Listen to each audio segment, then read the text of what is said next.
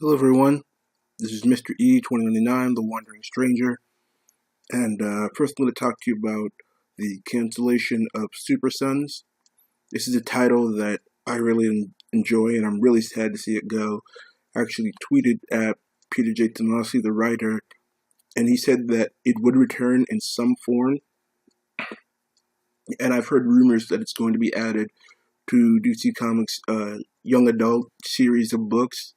And I'm glad that it's not completely ending, but the only thing I'm concerned about is the drop of quality, whether or not Tomasi and are going to continue writing it, because they make such an amazing team with this book. The writing and the art, they go together very well, and the characters work together really well. So yeah, I'm glad that this book is continuing in some form. But I'm worried about the quality of it when it gets moved over to the young adults titles. Now, on to the main topic of today's video, DC's New Age of Heroes. Now, I've read all the New Age of Heroes books that have come out so far. Rid Damage #1, Silencer #1, and Sideways #1. And now Damage #2 has come out. And I have to say, so far, I have not read a single bad issue from this New Age of Heroes line. Sideways, Silencer, those are both very entertaining. I know that people were calling Silencer's husband a loser because that he was home cooking dinner, but he was only cooking dinner because she did not get back in time to cook dinner. He works. He has his wife taking care of the kid. His wife was the one who was supposed to make dinner. And, based on the way that she grabbed his butt, she apparently is still very attracted to him. So, I don't. This guy seems to have things figured out. So, I don't really see how people can call him a cuck or a loser based on that. But anyway, on to Damage #2, where he goes up against Suicide Squad, which in this book is called Task Force XL. Don't know why they added the L to the end of that. I haven't been reading Suicide Squad lately.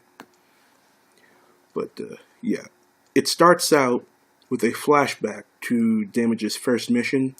He's up against these militia guys that are threatening the world with a nuclear weapon. So the army sends Damage in there, and he just starts wrecking everything. Like, these guys with their guns and their tanks, they don't stand a chance. But we find out that this is actually a dream sequence, and he wakes up, and he's in this homeless shelter. Some guys found him passed out on the street, so they brought him in, gave him some clothes, and he leaves, meets this woman, borrows her phone to try to contact his parents, which, if you've watched TV about somebody on the run, you always know that contacting your family is a bad idea, but, he's in a messed up situation. Clearly wasn't thinking clearly, just wanted to make sure that his folks knew he was okay. But they traced that call, and they sent the Suicide Squad in to, take him down. Apparently Amanda Waller wants him to join her Suicide Squad. So, Deadshot shows up, points a gun in his face, and then from behind him, through a brick wall, Parasite comes in, starts absorbing energy. But when he starts to transform into Damage, it's too much energy for Parasite to absorb. And that brings me to a question I've been having.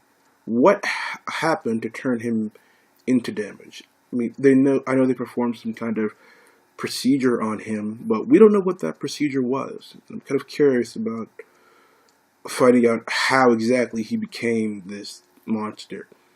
We know what happened to Bruce Banner, and that the Hulk is fueled by gamma radiation. We don't know what fuels Damage, what kind of energy is coursing through him. So that's something I'm really interested in figuring out as the series goes on. Also, Damage talks to, I believe his name is Ethan, and Damage talks to him.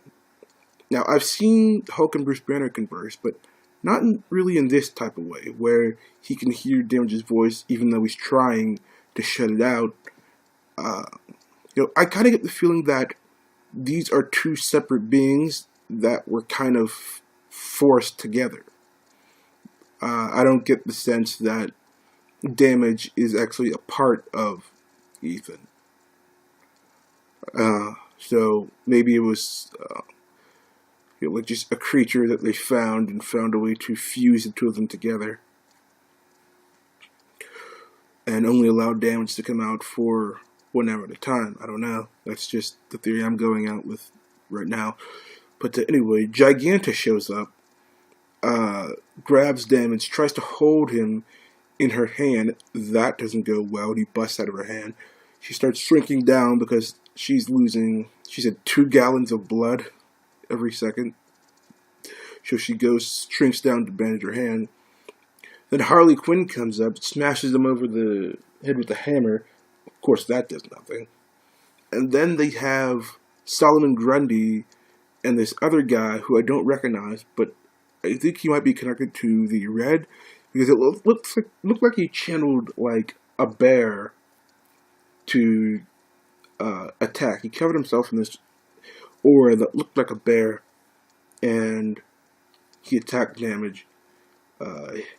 Hit him a bit away, but it doesn't really seem to do any damage. And then he uses that guy as like a bludgeon instrument and just clocks Solomon Grundy, knocks him out.